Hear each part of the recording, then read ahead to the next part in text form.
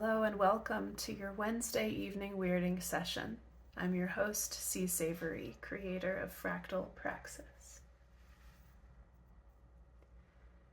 In the last few episodes, I've been rolling out some content from my intended introductory course on Fractal Praxis, including 3 primary disciplines that a fractal practitioner must engage with: meaning making, developing agency, and the third and final topic that I'll be addressing today I refer to as Synch, S-Y-N-C-H. Synch relates to developing intuition and developing one's sense of synchronization and rhythm and communication and communion with the broader world directly, and cultivating direct knowing. I've noticed, though, that the last couple episodes have gotten very little viewership, and it is actually a lot of work for me to make these talks the way that I've been making them every week. So it's time for a change up. I've been doing these talks since the very beginning of January 2025, and now we are approaching the midpoint of the year. This is the 25th episode, so we are just about to reach the midpoint of the year, the 26th week. And so it's time for a change up, and I think what I'll be doing is reformatting these talks. What I'm going to do is focus on writing the first book, where all of my embodied intellectual and philosophical work can be held in one place, and I'll be publishing excerpts from that book to my newsletter, and then I will be reading those excerpts to provide like an audio listening opportunity, and releasing those in lieu of and as my weekly Wednesday talks. So I hope that this change up will better serve my audiences, and also will better serve in terms of discerning what my best use of time is as I look to get Fractal Praxis out there in the world. The bottom line of Fractal Praxis is I'm attempting to offer an accelerated initiation for modern people who, another way I like to say that is people of broken lineages. So if you are a person of an intact indigenous lineage, first of all, it's unlikely that you're probably watching this right now, but second of all, you already have a leg up on what is needed to heal our world. However, those of us who need to do the work of decolonizing and re-indigenizing, of separating ourselves in a healthy way from our culture of origin, and rebuilding and reclaiming and reinventing in many ways how to be in right relationship and how to have right understanding of how to be in this world in a constructive way. That is a journey, and it's the defining journey of my life, and it's what I'm trying to invite and encourage people into. And Fractal Praxis is an elegant philosophy that attempts to offer an accelerated initiation. If you simply, abide by these kind of accelerated memes or simplified memes where, we operate as though we are one with our core identity, being alive, being life, and we act in support of life tangibly in all different ways. That is one way, of course. That's one path to walk. That's one way to embrace, to pursue this kind of healing and integration. So with that, I'm going to close this kind of thread by talking about the third, but perhaps most important discipline of Fractal Praxis. They're all important, really. But the third discipline is that of developing intuition and developing this ability to move in sync and move in flow with the living systems around you and the intelligence that the living systems around you are actively making. Synch, becoming more whole.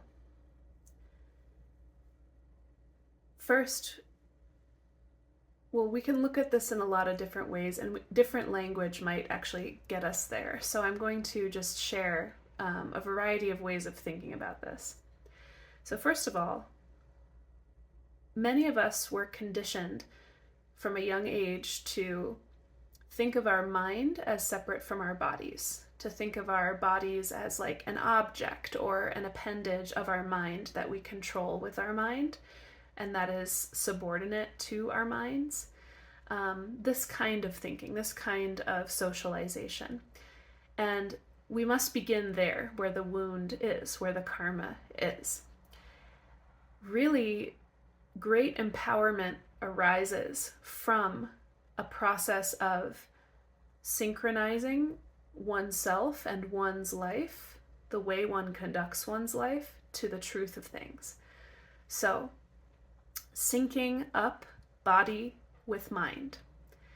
One great entry-level way to do this is Buddhist meditation, Buddhist sitting meditation, walking meditation, methods like that, where you're just causing the mind to sync with the body.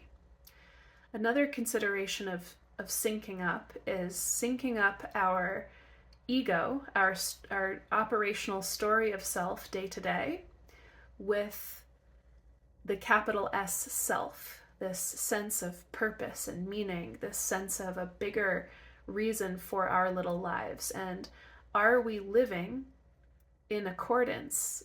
Are we living close to that bigger self? Synchronization also refers to synchronizing self with the environment. So when we are able to access flow states are not only the most healing state a person can be in, and there's been studies done on this. Check out that book called Flow if you're interested. It's also the way in which we're the most effective. We unlock the most effectiveness because we are kind of just in harmony and in rhythm with our environments. So we cultivate flow to cultivate sync. We also cultivate intuition to cultivate sync.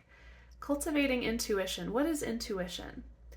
Well, intuition can be interpreted in a variety of ways, and I have a few different definitions that I operate from. But quite simply, I would say intuition is the part of us that's capable of integrating information from all other sources of stimulus, right?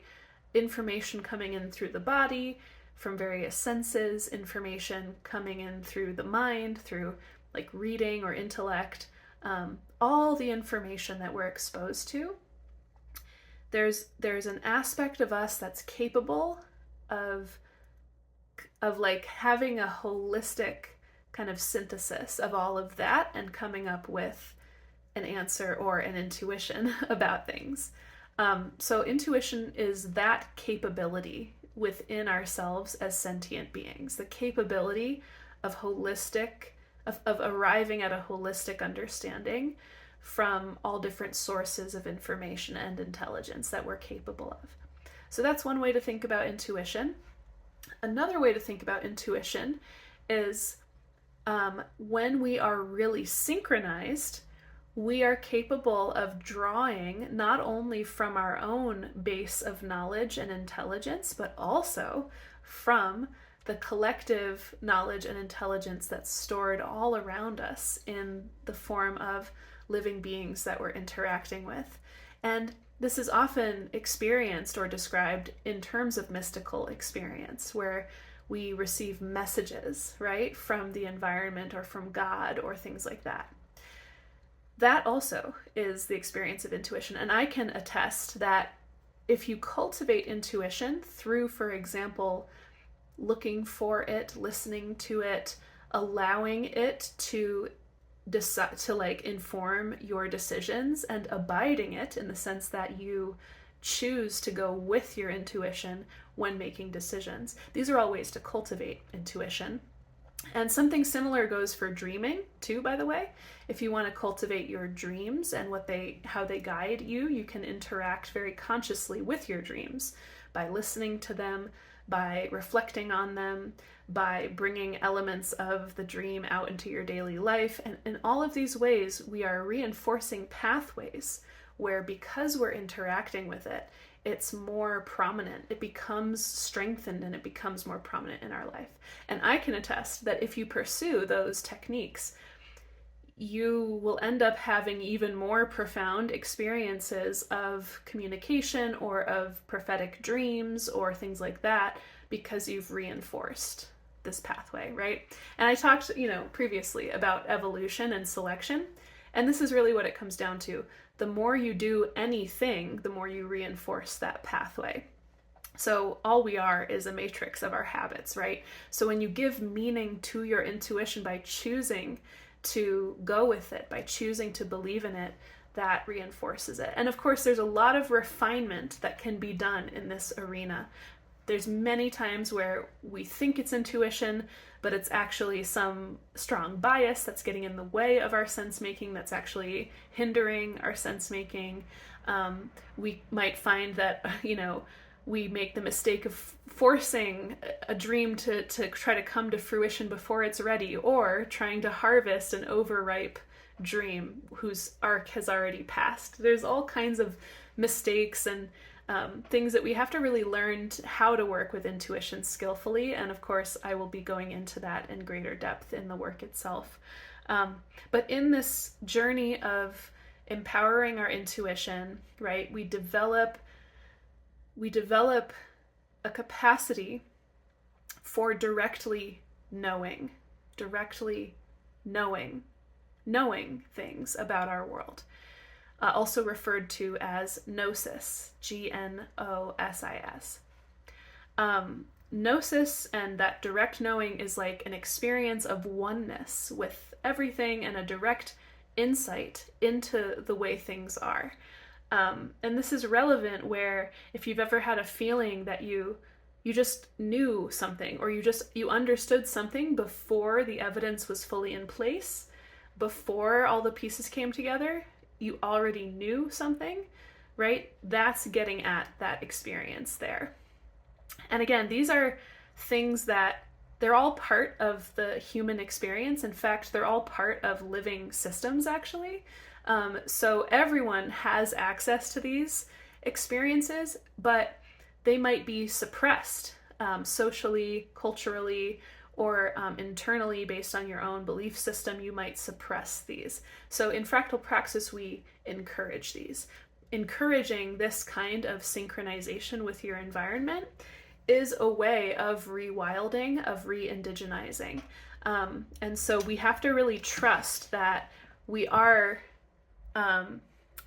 capable of discerning intelligence from our direct lived experience, and that there's a lot there for us actually, and we have to learn it for ourselves.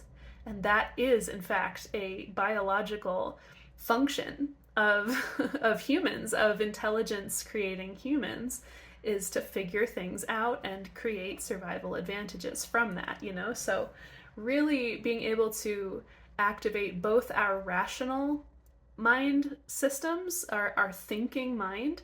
That's a beautiful thing, and we address that in things like meaning making and agency disciplines. But then with the intuition part, with the sync part, we need to cultivate this more so right-brained part of ourself, this ability to just tap in and know things and intuit things and have magical experiences of information being received by us, sometimes in what would be conventionally considered mystical ways, such as receiving a message from a dream or receiving a message directly from the environment, like a bird coming and flying and landing right on your shoulder or something, and it having specific meaning to you, right? We cultivate that, and so that's it, conventionally would be dismissed as mystical, but only with a direct understanding of this mystical side of existence do we become fully integrated humans and fully sense-making humans who are capable of making our communities more whole. What I'm describing is very much the domain of shamans, of medicine workers, medicine women, things like that, because they are tasked with intuiting, with using their full sense-making abilities, including their intuition, to discern what is actually wrong in a holistic system kind of way. So this is like, the more you practice this, the more medicinal directly you become to your communities. And so that's really, of course, what we're going for with fractal praxis. So that's a lot of it. Intuition is really important. It's about synchronizing our sense making with the sense making happening around us all the time by other living species, by our ecologies, by our kin. And it's about tapping into that and activating it in a flow-based way so we can really make the most of every moment and contribute the most beauty to every moment. So being present is the gateway to everything I'm talking about. And I highly encourage you to begin with synchronizing to yourself. Buddhist meditation is a great starting place. Making space for reflection and prayer and contemplation is a great starting place. Just make space for yourself and for your sense-making process. I also really encourage stream of consciousness writing or stream of consciousness speaking. No one else has to listen to it. It's just for you. It's make a space just for you to witness yourself and process things for yourself. These kinds of training will develop your magical abilities, will develop you into a more attuned, present, magical person whose very existence is a kind of medicine to the people and creatures all around you. Thank you so much for watching and listening and witnessing this Wednesday evening weirding session on Synch. This is just a teaser of what I'm trying to turn into kind of a beginner's course for fractal praxis. So I would love to receive your feedback on it. If you'd like to support the work of fractal praxis, it would be very meaningful to me if you consider becoming a member. Just go to blog.fractalpraxis.com and hit the subscribe button and you'll see options for paid membership. You can also just join the mailing list as a free member, and that will get you access to the weekly newsletters. Thank you so much again for watching and witnessing. Merry meet and merry part and merry meet again.